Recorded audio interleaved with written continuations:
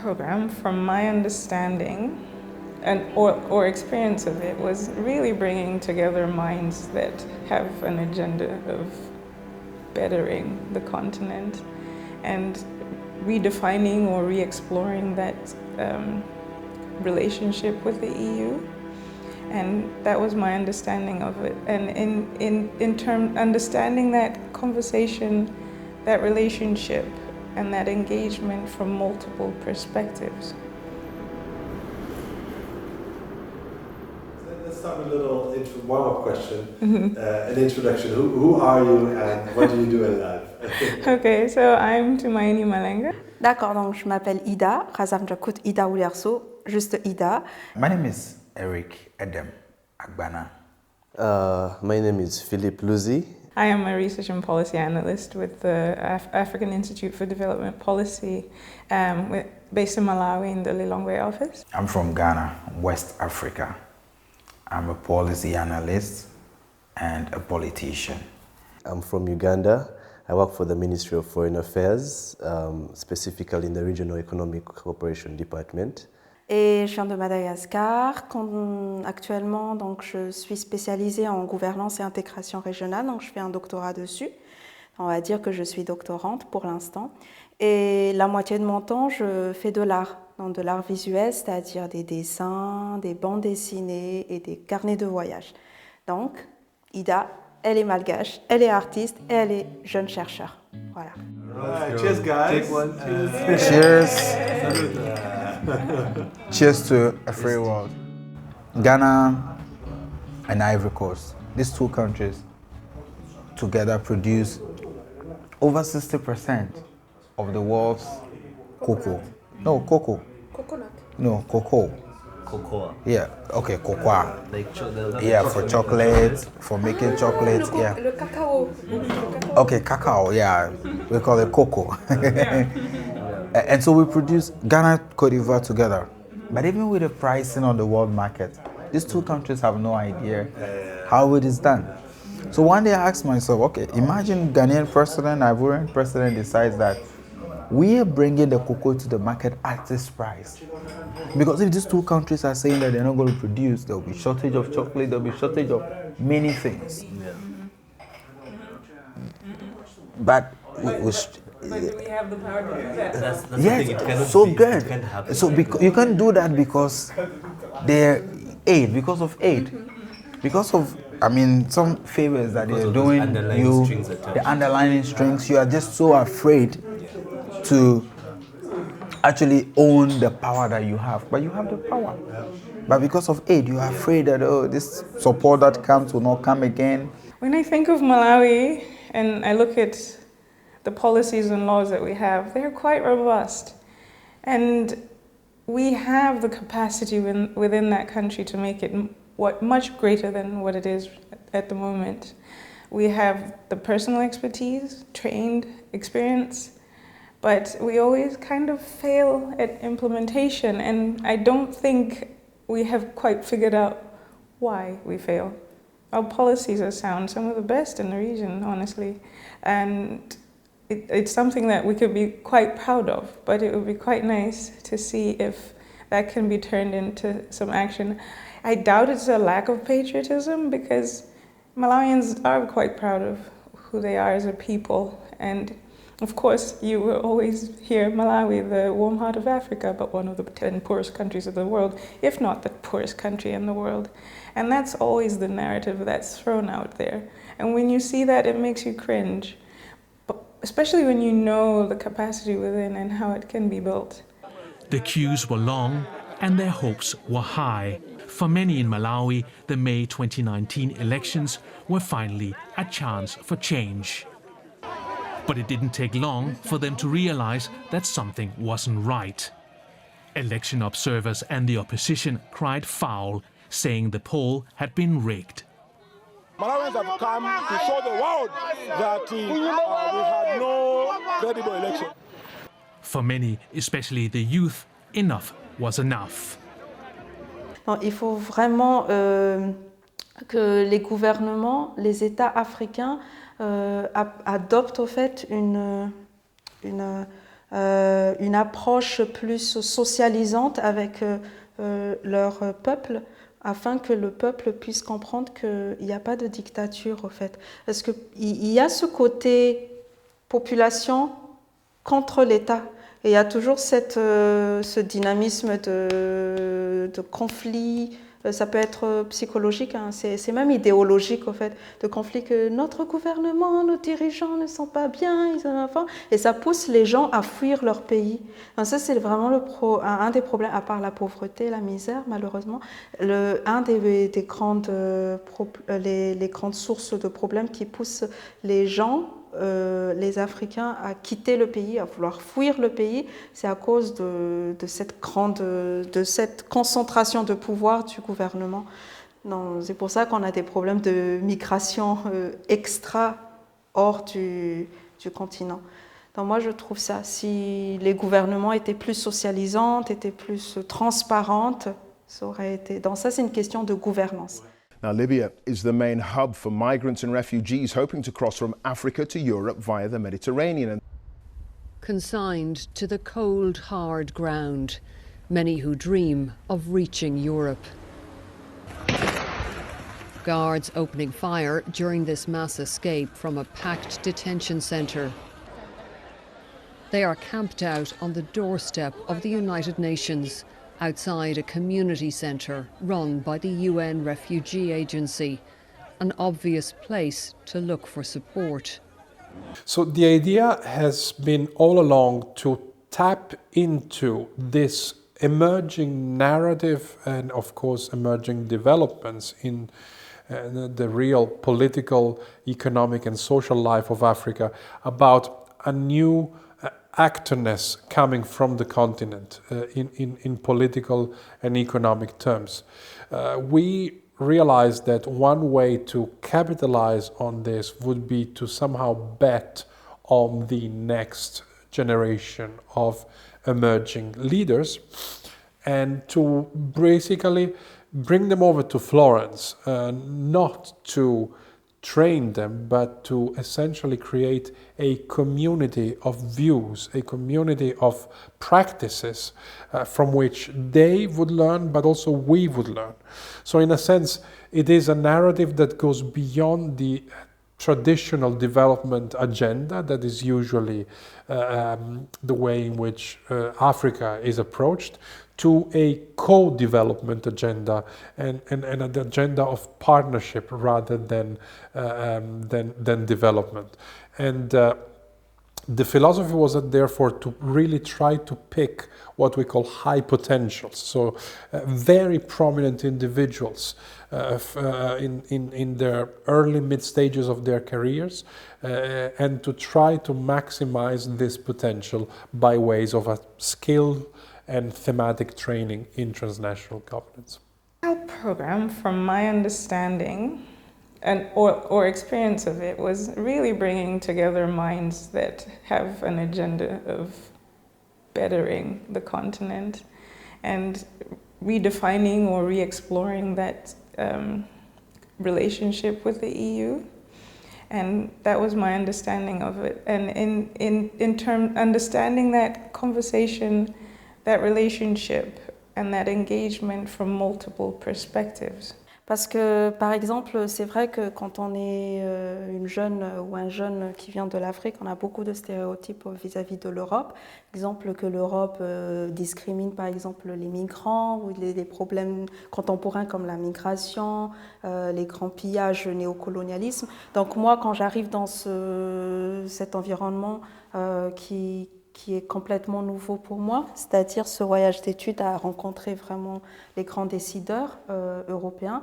Donc je me dis que oui, c'est intéressant de connaître les stéréotypes, d'accord, mais il faut à un moment donné aussi faire une petite pause sur le blâme et d'apprendre à mieux se connaître pour avancer ensemble, puisque voilà, on a été liés depuis l'histoire de la colonisation, donc on a été liés. C'est vrai qu'après, le lien s'est renforcé avec la coopération et les partenariats, la gouvernance globale.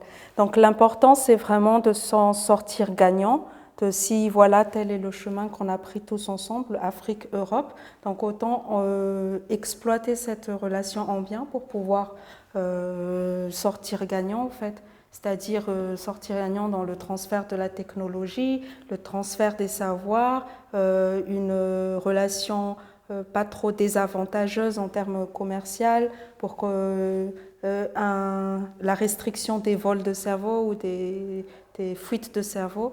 Donc ça, c'est vraiment une cohabitation. En fait. Donc c'est ça le stéréotype que j'ai déconstruit. Donc cette séparation idéologique ou peut-être psychologique si on veut.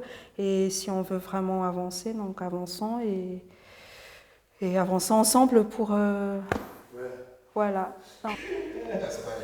So the project is to create in good memory between the fellows when they will come back home and to create like some gift cards after the program. And that's it. Okay, we're done. I'm done. Drawing the art, visual art, sometimes every time we are saying that visual art means aesthetic. It must to be beautiful and high level if you want to be an artist and to sell it after. But me, I would like to share with you guys that it is really completely false. With even if you, these drawings, the drawing that you are doing now, with that, we can exploit that to go beyond border, to travel, to go to make some project and a lot of things. Even if you think that my drawing is ugly and those things are simple. Okay, so I am just trying for you guys to go beyond that point of view. I don't know, Eric, do you get me? I get you. So with simple art, we can go to travel all around the world. This is what I just wanted to say. I feel like we have to work together. It's like almost like a well-oiled machine or a train that has many carriages, and those carriages are the countries, in considering how we can develop for the 2063 agenda. I missed the machine making noise with you. How do you push it in? Oh, no, okay. Yeah? You must to move this to here. No. Put the tool here, okay. Okay. Now you can work. You didn't follow the course, my dear. The world is dynamic, it's changing at such a fast speed. The world is changing at the speed of light. Advanced technology, globalization, and so everything that happens in one country has an impact in another country. And so leaders must believe in partnership. For example, Africa is the continent tipped to suffer the most from the outcome or problems of climate change. Africa cannot solve the problem of climate change alone. Leaders of Africa must partner with the rest of the world to be able to handle the devastating impact of climate change. Blades of 365 turbines rotate on the edge of Lake Turkana. This wind farm, the largest in Africa, is perched on a stretch of rocky desert in northern Kenya. Renewable energy from natural sources, including geothermal, wind, solar, and hydroelectric, account for about 90% of Kenya's electricity needs. The country's electricity company is also diversifying by using geothermal steam for other uses. 11 years and $5 billion in the making. Ethiopians are finally able to switch on electricity produced by their own giant dam. Many African countries have the same issue. So there's a sort of balancing act of moving away from the main fossil fuels to more environmentally free, environmentally conducive natural resources like gas, and as well as employing these new sources of renewable energy. So it's kind of a balancing act, reducing more on the oil and more on the renewable energy. So we have tackled a lot of questions and answered a couple of them. And I feel like it is also like a generational conversation between on the one hand, the older African patriots, having a discussion with younger African patriots and European counterparts discussing, well, it's up to you next. So how do you think we should steer it? Because the last 50 odd years, we've been doing things a certain way since independence. Then perhaps maybe engaging in the discussion with the generation that builds on from us. How does that look like? And so I feel that's what it looked like for me. I feel like young leaders are more passionate about people in their communities. I feel like they're more passionate about current issues. They're not detached from the problems of their society. Because in the past, maybe our leaders focused mainly on fighting colonialism, on self-interest, on maybe making money and picking the most out of our resources and working, with different organizations or different big multinational companies for self-interest. I feel like our leaders of today care more about Africa. They care more about the prosperity of the continent and everyone within it. So that is a huge difference. We are more connected to the world as compared to our old leaders, and I feel like we can leverage that to have, to help propel Africa to a better place. So I guess having some experience in international development work, you're used to seeing flags on buildings, constructions, funded by some such. And very rarely did I ever see the EU logo. And so I wasn't certain how much work the EU was actually putting into Africa. And from the conversations we had, I actually discovered they are contributing quite a lot more than we actually realize. And that was quite eye-opening for me. And I guess my next question was then, well, what exactly are you doing? And how are you doing it? And well, I guess I have some answers, but I've been given context. That's the other thing, networking. It provided that opportunity to network for further questions to say, so what really is at the meat of that engagement with Africa, and what does it look like? I think the EU it needs to, sometimes you go against having that logo culture of saying, well, I stamped my money on this and I stamped my money on that. But I see the value of that now in a different perspective to say, maybe you ought to publicize what you do and how you do it.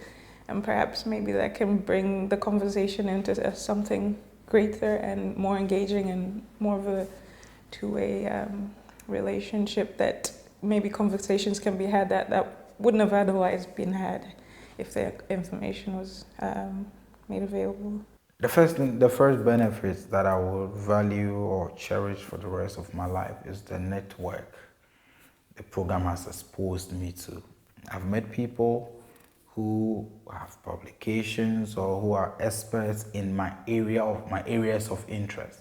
Met people who are interested in youth affairs, people who are interested in public policy, people who are interested in politics of the African continent, and people who are interested even in country-to-country relations and all of that, international diplomacy. And interestingly, some of this great network is not just coming from the speakers or from the outside network that we meet, but also from among we the fellows. And so for me, that is key. And we feel part of sort of a solution to these things, or like kind of brainstorming what we need to do. And it's kind of an experience that you wouldn't really get somewhere else. So that's part of one of the things that stands out for me about the program. Give scholarships to students from the constituency. You organize football, gala, and all of that. Fortunately, I started doing all of those things even from 4 or 5 years ago. I was just doing it in the beginning. I was doing it just because. No, I think that's huge amount, and you need to resource. I wish I was Dangote or I would have donated. Yes. But on advice for sure. From time to time, I mean, not on Ghanaian politics, but let's stay connected. Let's consult And I think there might be opportunities we can collaborate, at least in some aspects. Man feels for the first time in history, after long decades of decadence, that he has... Kind of avoid them or notice them early? When I look at the way the world is trending, I believe, I'm very optimistic. Despite the challenges that we have, I'm very optimistic about where Africa is going because we've made tremendous strides. Through our Agenda 2063, we have some big aspirations that we are making actual effort in trying to reach the goals, which are in connection with the Sustainable Development Goals. So as Africa grows and as Africa aspires to be better, the world gets better. So I believe I'm very positive about it. I'm positive about the crop of leaders that are coming up. They are very knowledgeable. They know the issues very well and they are ready to fight them. So I believe Africa is trending in the right direction. It might not be easy, but I think the people who are coming up, the leaders who we have that are coming up are going to make a huge difference. Today you will receive a certificate that shows you have completed the Young African Leaders Program. But this moment is more than a piece of paper. During the past 3 months, you have had the opportunity to enhance your expertise. You have engaged in fruitful dialogues on fundamental topics to the future of both our continents.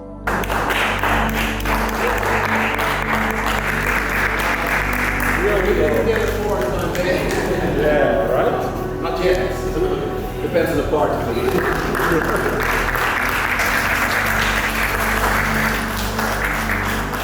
And then, here you go. Congratulations.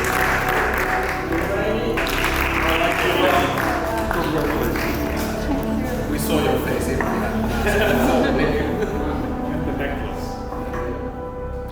Alors, si j'avais un mot à dire pour décrire toute l'expérience, ces 3 derniers mois que j'ai vécu à Florence, je dirais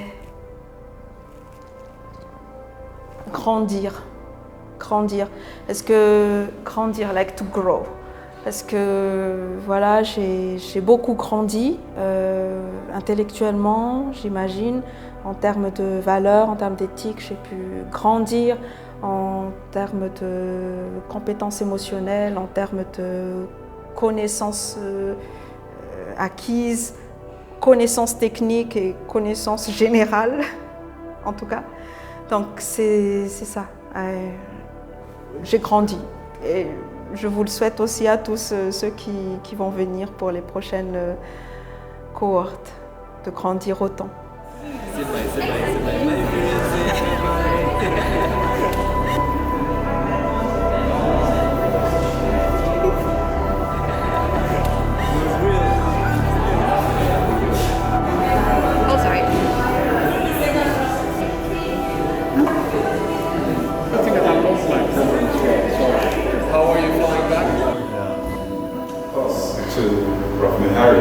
We cannot make room. I have to stand up to say very good thank you to